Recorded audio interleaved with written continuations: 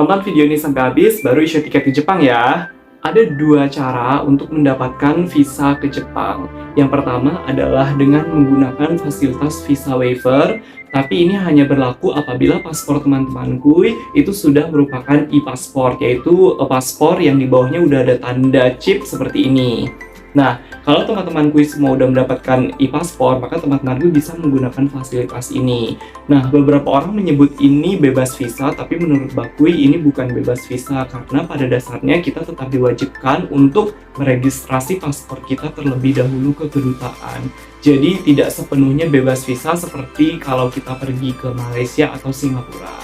Namun, apabila paspor teman-temanku masih merupakan paspor biasa dan belum e-paspor, maka teman-temanku masih diharuskan untuk mengajukan permohonan visa secara manual dengan melampirkan dokumen persyaratan serta biaya permohonan pemrosesan visa.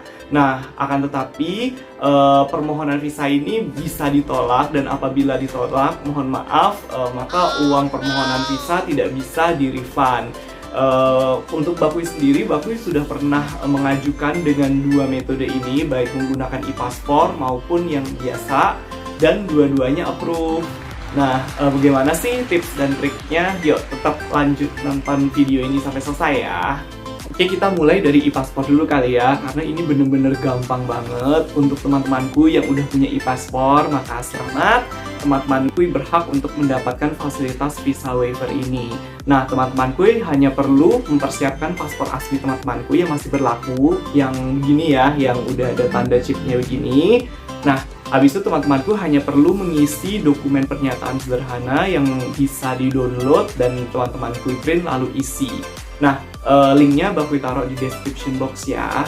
Nah, setelah dua dokumen tersebut sudah teman-temanku dapatkan, maka teman-temanku bisa langsung untuk pergi ke Japan Visa Application Center atau JVAC yang ada di Kuningan City. Tapi sebelum datang ke JVAC, jangan lupa untuk bikin appointment dulu secara online ya. Jadi Bakui akan cantumkan alamat linknya di description box seperti biasa. Nah, teman-temanku tinggal bikin account di situ, kemudian teman-temanku nanti tinggal bikin aja appointment-nya. Habis itu nanti teman-temanku akan mendapatkan konfirmasi lewat email. Nah, jangan lupa appointment ini, konfirmasi tersebut juga perlu di-print dan teman-temanku bawa ke JVAC sesuai tanggal yang teman-temanku buat. Nah, jadi nanti perlu 3 dokumen ya. Yang pertama ada paspor asli ini, terus kemudian nanti juga ada surat pernyataan, dan juga ada bukti appointment tadi, konfirmasi appointment. Nah, teman-temanku setelah itu ya udah tinggal datang aja ke Japan Visa Application Center. Tenang aja, slotnya banyak kok dan nggak ngantri seperti kalau teman-temanku ngisi appointment untuk visa US maupun visa Schengen Belanda. Lalu untuk biayanya, sebetulnya visa waiver ini gratis, jadi kedutaan tidak memungut biaya sepeser pun bagi warga negara Indonesia yang hendak meregistrasi paspornya. Akan tetapi, apabila teman-temanku apply melalui JVAC seperti yang Bakui lakukan, maka teman-temanku akan dikenakan service fee charge sebesar Rp121.000. Nah, waktu pemrosesannya juga relatif sangat cepat, hanya 2-3 hari kerja saja. Jadi dalam kurun waktu tersebut, teman-temanku sudah dapat menerima paspor teman-temanku kembali dan lengkap dengan stiker bukti registrationnya yang seperti ini. Nah, untuk masa berlakunya sendiri, untuk visa registration ini maksimal adalah 3 tahun atau mengikuti usia paspor. Jadi masa berlaku paspor, mohon maaf. Jadi misalkan masa berlaku paspor teman-temanku masih 5 tahun, maka maksimal ini hanya bisa dipakai sampai 3 tahun. Nah, tapi apabila sisa masa berlaku paspor teman-temanku hanya tinggal 2 tahun, nah maka visa waiver ini hanya bisa dipakai 2 tahun juga. Jadi mengikuti masa berlaku paspor atau 3 tahun. Pokoknya mana yang lebih cepat itu duluan. Nah, maka itu yang diikuti. Nah, dalam kurun waktu tersebut teman-temanku bebas untuk keluar masuk Jepang. Jadi ini multiple entries dengan tiap kunjungannya durasinya maksimal adalah 15 hari. Informasi yang nggak kalah penting juga, yaitu mulai 27 Maret 2023, Bakui dengar kalau warga negara Indonesia sudah tidak perlu lagi mengajukan permohonan visa waiver ini secara langsung. Jadi teman-temanku semua dapat mengajukan secara daring atau secara online. Jadi untuk teman-temanku yang berdomisilinya nggak di Jakarta, tentunya ini menggembirakan sekali dan sangat membantu ya. Tapi sayang sekali karena Bakui nggak punya pengalaman dalam hal ini, karena Bakui waktu itu lewat JVAC, maka Bakui nggak bisa kasih tips apa-apa. Jadi Bakui hanya bisa ngasih di description box ini link yang Bakui dapat. Nah, Bakui bisa buka link itu dan cari tahu sendiri nanti bagaimana step-stepnya. Kedengarannya gampang banget ya, tapi sayangnya itu hanya berlaku bagi teman-temanku yang udah punya e-paspor. Nah, tapi sayangnya keadilan sosial belum berlaku bagi seluruh masyarakat Indonesia. Jadi, nggak semua kantor imigrasi di seluruh Indonesia itu memiliki kapasitas maupun kapabilitas untuk menerbitkan e-paspor.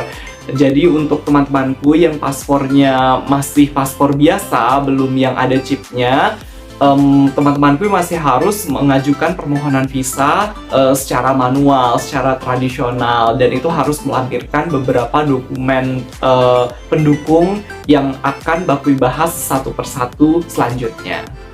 Nah, ada dua hal yang perlu dicatat. Yang pertama adalah semua dokumen persyaratan yang Bakui lampirkan ini harus dilampirkan dalam ukuran kertas A4. Jadi nggak boleh ada kertas ukuran yang lain ya.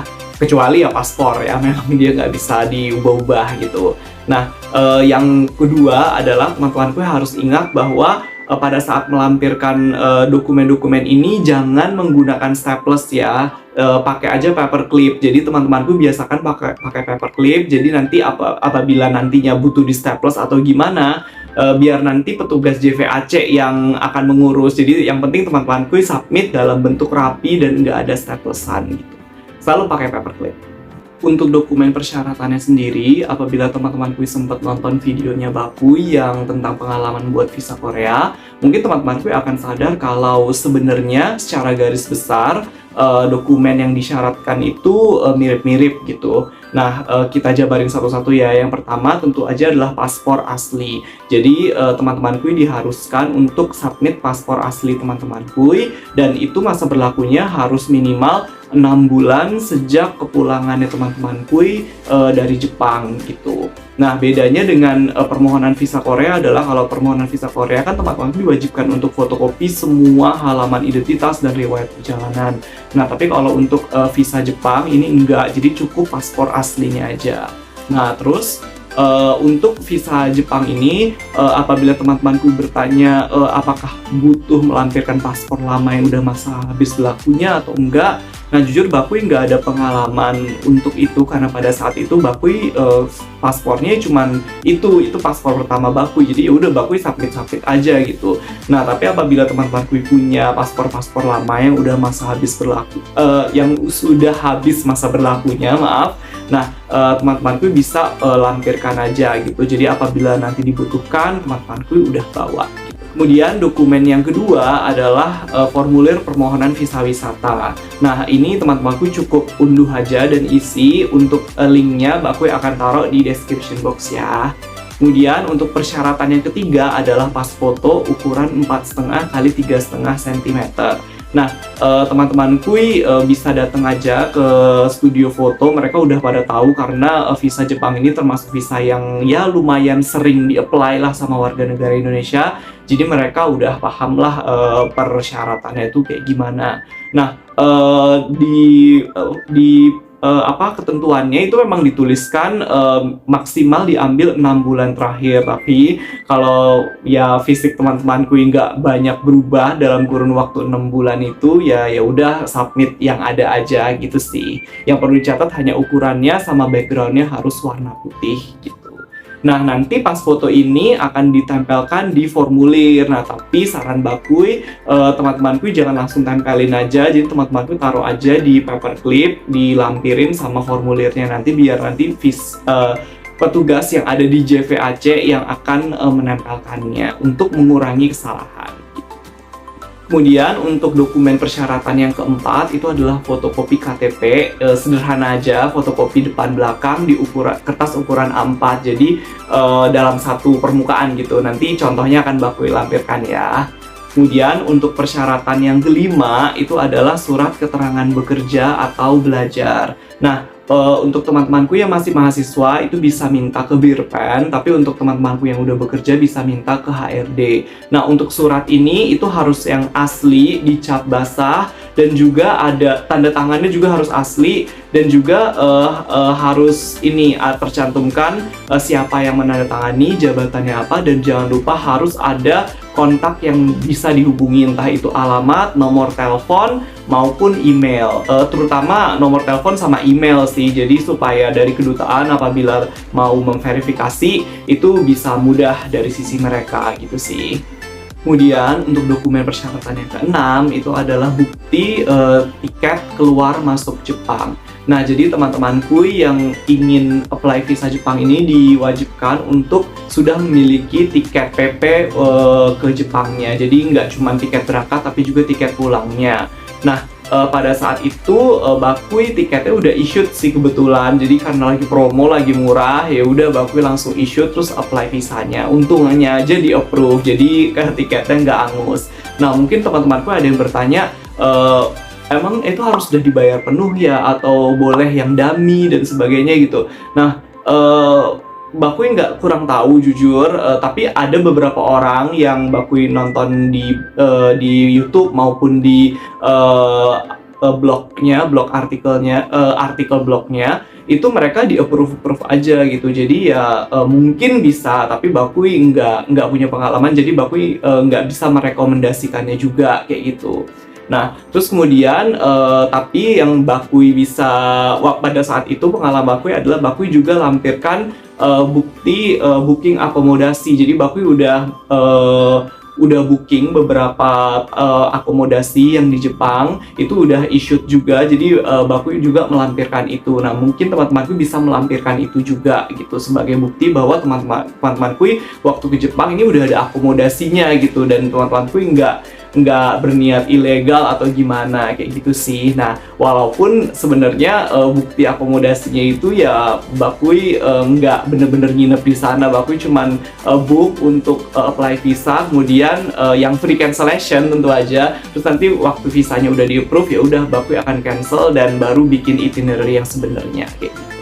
Kemudian untuk dokumen persyaratan yang ketujuh itu adalah itinerary. Jadi teman-temanku diharuskan untuk udah submit draft itinerary. Draft ya, jadi nggak harus yang bener-bener nanti teman-temanku kayak gimana. Jadi draftnya aja. Nah, draftnya ini juga nggak sembarangan. Teman-temanku harus download formatnya, itu akan Bakui taruh di description box. Nah, teman-temanku isi seringkes-ringkesnya ya, jadi nggak usah terlalu detail, nggak usah terlalu bertele-tele. Jadi di situ udah jelas, cuman perlu tanggal, tempat yang dikunjungi, sama nginep di mana. Ya udah isi aja, jadi tanggal berapa, tempat apa yang dikunjungi, misalnya Disneyland atau Gunung Fuji, ya kayak gitu-gitu. Terus kemudian tempat menginapnya ya udah tulis aja hotelnya kayak gitu. Jadi nggak perlu bertele-tele ke sini terus mampir ke sini, mampir, itu nggak usah, kayak ya udah garis besarnya apa aja gitu.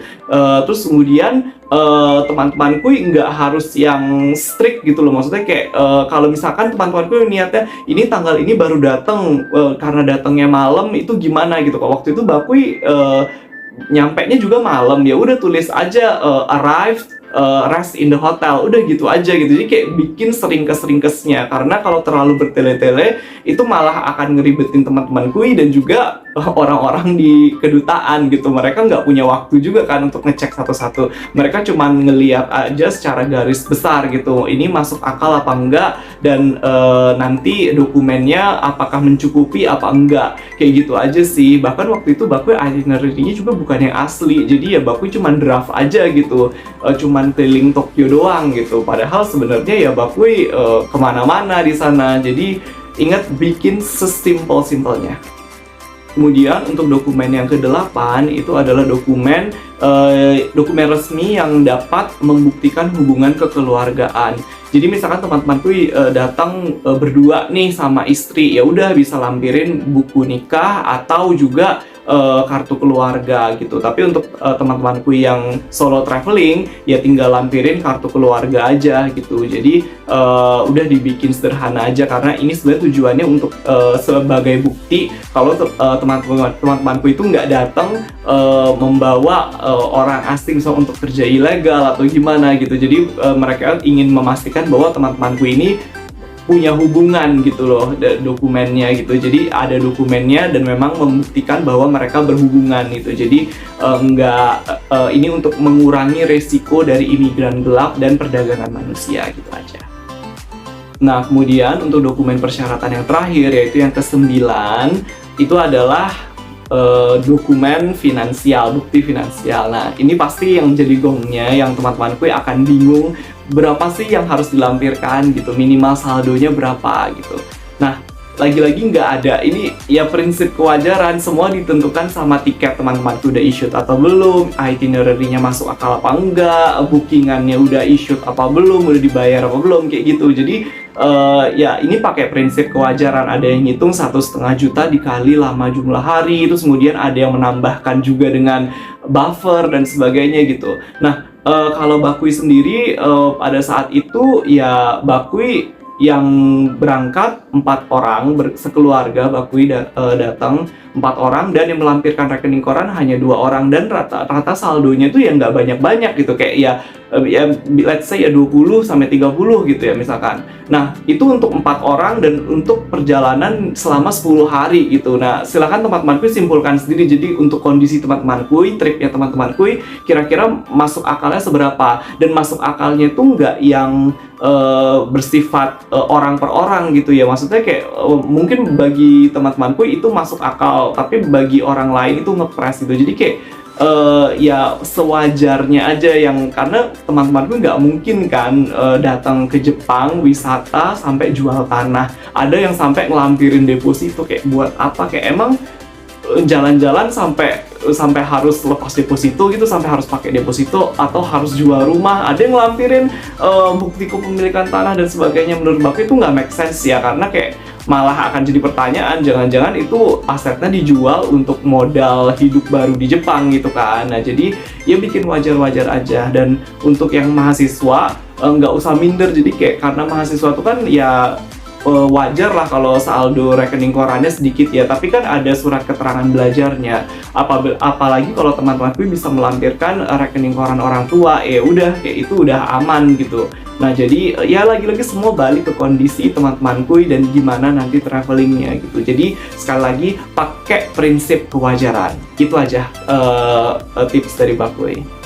Nah, kalau semua dokumen tadi itu udah teman-temanku lengkapin, tahap selanjutnya sama seperti kalau teman-temanku punya e-passport, yaitu ya tinggal ke JVAC, Japan Visa Application Center, yang ada di Kuningan City.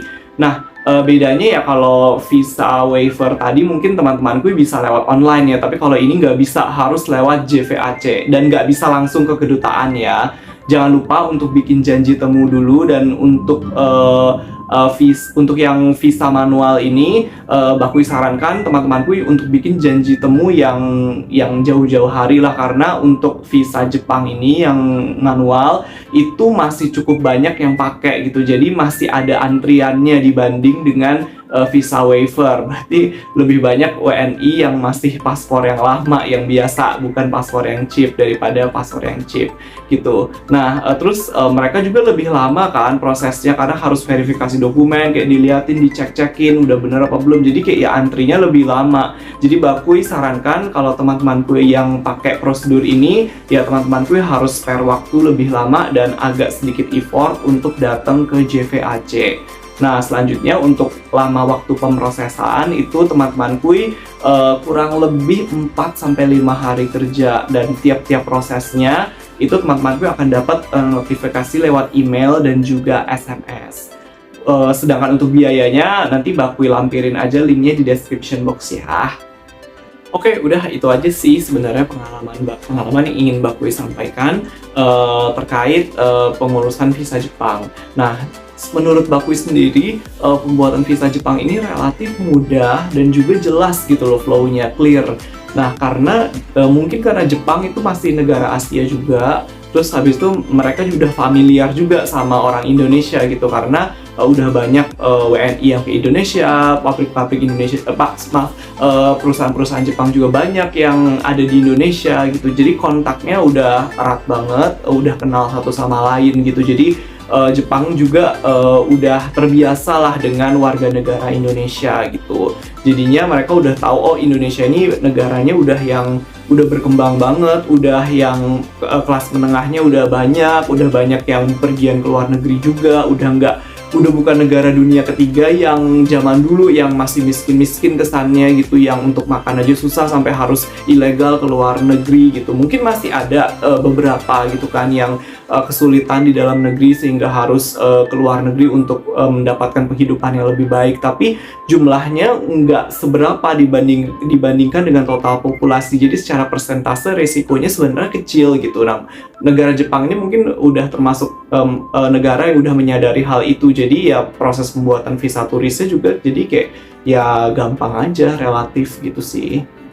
Tapi di sini juga Baku ingin menekankan untuk teman-temanku semua dan untuk semua warga negara Indonesia untuk stay legal gitu ya. Jadi jangan boleh bepergian ke luar negeri, boleh bekerja mencari penghidupan di luar negeri, boleh, tapi yang paling utama adalah harus selalu legal gitu. Jangan sekali-kali coba untuk ilegal, karena ilegal itu nggak enak.